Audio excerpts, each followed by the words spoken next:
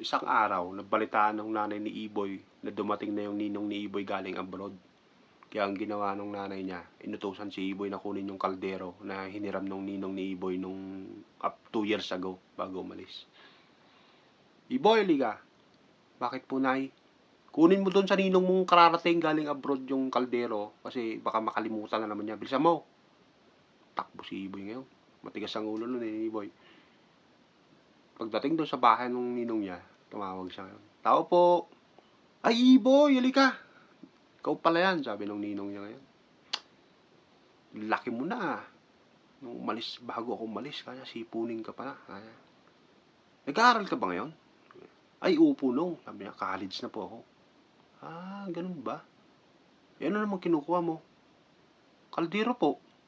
Ha? Yung kaldero daw po, pinapakuha ni nanay, baka makalimutan nyo na naman daw po.